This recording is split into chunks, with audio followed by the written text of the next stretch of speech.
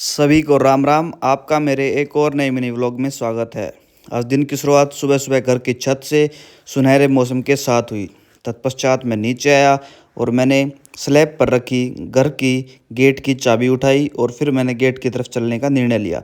फिर मैंने गेट की तरफ प्रस्थान किया, गेट पर लगा ताला खोला। फिर उसके पश्चात मैंने गेट की कुंडी खोली और गेट की संकल को खोलकर बाहर की तरफ आया। जैसे ही मैं बाहर आया तो डॉग गली के बिल्कुल मेरे गेट के सामने खड़े थे। वो मेरा इंतज़ार कर रहे थे सुबह के ब्रेकफास्ट के लिए। फिर मैंने रसोई घर की तरफ रुख किया, रसोई घर से डॉग्स के लिए रात की बनी हुई रोटी उठाई और फिर तत्पश्चात मैंने गेट की तरफ वापस आने का निर्णय लिया। फिर जैसे ही मैं गेट के ऊपर आया तो डॉग वेट कर रहे थे सुबह सुबह ब्रेकफास्ट के लिए। फिर मैंने डॉग को उनके हिस्से का सुबह का ब्रेकफास्ट करवाया। फिर तत्पश्चात मैंने वापस अंदर जाने का निर्णय लिया और अंदर से दुकान की चाबी उठाई और फिर वापस से बाहर आया और दुकान की तरफ प्रस्थान किया। फिर मैंने पहले दुकान पर लगे शटर के लॉक को खोला, एक धीरे धीरे करके पहले 63 नंबर लॉक को खोला। फिर उसके बाद मैंने दुकान के शटर को उठाया और दुकान का कांच स्लाइड किया और दुकान के अंदर प्रस्थान किया। फिर उसके बाद मैंने दुकान की साफ़ सफाई स्टार्ट की। सबसे पहले नियमित रूप से मैंने दुकान में बने काउंटर, जो कि बिल्कुल कांच के साथ में हैं, पहले अच्छे से काउंटर की साफ़ सफाई की और काउंटर पर डस्ट के माध्यम से जितनी भी आई धूल को अच्छे से साफ़ किया। तभी कस्टमर दुकान पर आ चुका था। फिर मैंने कस्टमर से उनकी आवश्यकता अनुसार दवाइयों के बारे में जाना। उनको जिस दवाई की आवश्यकता थी उस दवाई को दुकान में बने रैक से उठाया, आगे काउंटर पर लेके गया। फिर उनसे पूछा उसको कितनी दवाइयाँ चाहिए। फिर मैंने उस कस्टमर को उस बॉक्स से उतनी ही दवाइयाँ निकाली और एक थैली में पैक करके कस्टमर को उनकी दवाइयाँ दी और फिर कस्टमर को उनके पैसे बताए और फिर कस्टमर ने उन दवाइयों के पैसे मेरी दुकान पर लगे मेरे QR कोड के माध्यम से स्कैन करके मेरे अकाउंट में ट्रांसफ़र कर दिए। फिर कस्टमर को दवाई देने के बाद मैंने नियमित रूप से दुकान में साफ़ सफाई करने का निर्णय लिया। फिर मैंने झाड़ू उठाई और दुकान के कोने कोने से सारी मिट्टी सारी डस्ट को झाड़ू के माध्यम से साफ़ करके बाहर लेके आया। धीरे धीरे मैं दुकान में झाड़ू निकाल ही रहा था और धीरे धीरे झाड़ू का काम भी मैंने पूर्ण कर दिया। तत्पश्चात नहाने का निर्णय हुआ। फिर मैं घर के अंदर वापस आया और चारपाई पर रखे तौलिए को उठाया और बाथरूम की तरफ प्रस्थान किया। थोड़ी ही देर बाद मैं नहाकर वापस आ चुका था। अमावस्या का दिन था, श्रीमती द्वारा जोत लगा दी गई थी। फिर मैंने वहाँ से गौ माता की रोटी उठाई, पहले मंदिर में भोग लगाया, फिर गौ माता को उसके हिस्से की सुबह सुबह की अमावस्या की रोटी दे के आया और अमावस्या का कार्य संपूर्ण किया। फिर मैंने वापस दुकान पर आकर दुकान पर सुबह की पूजा पाठ का कार्य स्टार्ट किया। पहले मैंने दुकान में धूप बत्ती की, अच्छे से सभी भगवानों को याद किया, सभी भगवानों का नाम लिया और दुकान पर अपने सुबह का धूप बत्ती का अगरबत्ती का कार्य संपूर्ण किया और भगवान के सामने नतमस्तक होकर अपने जीवन की और सभी साथियों के जीवन की मनोकामना की प्रार्थना करने के बाद भगवान के सामने आज सुबह की दुकान में अरदास का कार्य संपन्न हुआ।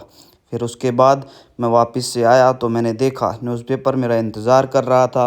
फिर मैंने न्यूज़पेपर को पढ़ना स्टार्ट किया। साथ ही में मेरा सुबह का ब्रेकफास्ट वाटर लेमन भी मेरी टेबल पर आ चुका था। सॉरी साथियों, वाटर लेमन नहीं, आज सुबह सुबह नाश्ते में पपीता था।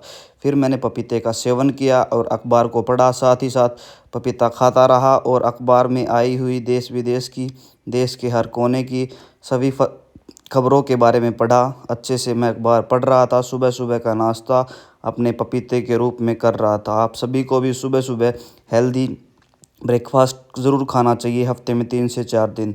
तत्पश्चात दुकान पर एक कस्टमर का आगमन हो चुका था। फिर मैंने कस्टमर से उनकी बीमारी के बारे में जाना तो देखा उनके पास पहले से ही डॉक्टर का प्रिस्क्रिप्शन था। फिर मैंने प्रिस्क्रिप्शन में लिखी गई डॉक्टर की दवाइयों को पढ़ा और सारी दवाइयों को जाना कि कौन सी दवाई कस्टमर को कैसे लेनी है। फिर मैंने सारी दवाइयाँ अपनी दुकान में रखे बॉक्सेस में से एक एक दवाई अलग अलग निकाली और कस्टमर को समझाया कि उसको दवाई कौन सी दवाई कब कैसे किस टाइम लेनी है, खाना खा के लेनी है या खाने के बाद लेनी है।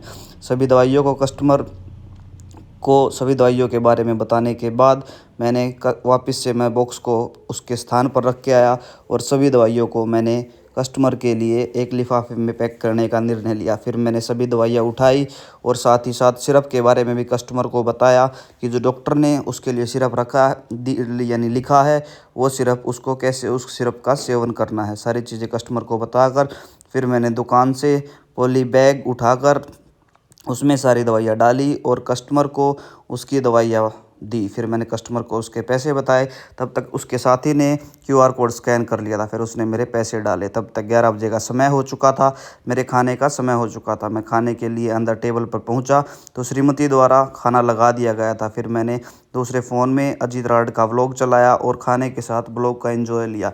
तब तक गुरुग्राम जाने का प्लान बन चुका था। जी हाँ, आज मुझे मेरे परिवार सहित गुरुग्राम जाना था। फिर मैं पहले पंप पर पहुंचा, वहां पर हमारी गाड़ी आई हुई थी। फिर मैंने गाड़ी का अच्छे से निरीक्षण किया और फिर मैंने पंप से गाड़ी उठा के गुड़गांव की तरफ चलने का निर्णय लिया। धीरे धीरे मैं आगे बढ़ ही रहा था और गर्मी यानी धूप भी तेज़ होती जा रही थी। धीरे धीरे मैं आगे की तरफ चलता गया और एक थोड़ी सी 1 घंटे की जर्नी के बाद मैं पहुंच चुका था बाड़सा। जी हाँ, झज्जर से आगे बाड़सा एम्स के पास पहुंच चुका था। फिर मैंने देखा कि गाड़ी में सीएनजी तो बिल्कुल ही ख़त्म हो चुकी है। फिर मैंने गाड़ी की पहले सीएनजी रिफ़िल करवाई और मैं गुड़गांव पहुंच चुका था। फिर मैंने वहां से मेरी सेकंड नंबर वाली मौसी जी को लिया। फिर उसके पश्चात उनके घर से उनको लेने के बाद गुड़गांव की गुफाओं से होते हुए मेरी सबसे बड़ी वाली मौसी के घर पहुँचने का निर्णय लिया। हम धीरे धीरे गुड़गांव की गुफा को पार करते हुए शांति कुंज पहुँचे। मौसी जी को कल स्टंटिंग हुई है। फिर मौसी जी से उनके हालचाल के बारे में जाना और फिर वहां से दोबारा चलने का निर्णय लिया और गुड़गांव का नेशनल हाईवे पकड़कर हम गुड़गांव के जाम को धीरे धीरे पार करते हुए आगे बढ़ते गए। फिर रेड लाइट आ गई, जहां पर देखा तो रेड लाइट पर ट्रैफिक ज़्यादा था। फिर वहाँ से चलते चलते हम पहुँचे कश्मीरी गेट। फिर वहाँ पर मैंने मेरे 2 नंबर वाली मौसी को यानी बीच वाली मौसी जी को कश्मीरी गेट पर उतार दिया। उनको वहाँ से सोनीपत के लिए बस पकड़नी थी। फिर उन्होंने वहाँ से सोनीपत के लिए बस पकड़ी और हमने रोहतक की तरफ प्रस्थान किया। धीरे धीरे हम चल ही रहे थे, तभी मैंने देखा कि दिल्ली का माउंट एवरेस्ट एकदम से सामने आ गया था। फिर मैं इसको इग्नोर करते हुए, कूड़े को, पहाड़ को इग्नोर करते हुए आगे की तरफ चला तो हम टीकरी बॉर्डर पहुंच चुके थे। सबसे पहले मैंने सीएनजी का लेवल कम होता हुआ देखा और सीएनजी रिफ़िल करने का निर्णय लिया। तब तक पुत्री अपनी नींद का नैप लेकर उठ चुकी थी। फिर हम आगे की तरफ चल ही रहे थे, तभी श्रीमती जी ने फ़ोन उठाया और एक सुंदर दृश्य के साथ मेरी एक वीडियो की क्लिप बनाई। हम आगे आगे बढ़ ही रहे थे। मौसम के साथ शाम का ढलने का समय हो चुका था, सूर्य अस्त हो रहा था धीरे धीरे और 5 बजे के समय, लगभग 5 बजे का समय हो चुका था। तभी श्रीमती जी को बर्गर किंग दिखाई दिया और गाड़ी को वहीं रोकने का श्रीमती जी द्वारा आदेश दिया गया। फिर हमने बर्गर किंग की तरफ गाड़ी को प्रस्थान किया। फिर आगे जाकर श्रीमती जी की इच्छा जानी और श्रीमती जी की इच्छा अनुसार ऑर्डर दिया। हमने खाने की चीज़ों का ऑर्डर देने के बाद वहाँ पर खड़े बर्गर किंग के एम्प्लॉय को अच्छे से बताया हमें खाने में क्या क्या चाहिए।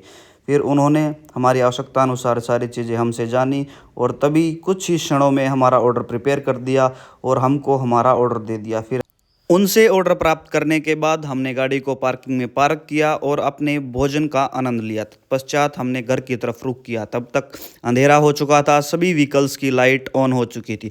दोस्तों, अगर वीडियो आपको अच्छी लगे, ब्लॉग आपको अच्छा लगे तो प्लीज़ ब्लॉग को लाइक करें, चैनल को सब्सक्राइब करें और हमारा हौसला बढ़ाएं, हमारा साथ दें ताकि हम ऐसे ही आपके लिए अच्छे अच्छे व्लॉग बना सकें और आपके लिए अच्छे अच्छे व्लॉगों को पेज पर अपलोड कर सकें। तब तक हम घर पहुंच चुके थे। इसी के साथ आप सभी दोस्तों को आज के लिए बोलो जय श्री राम।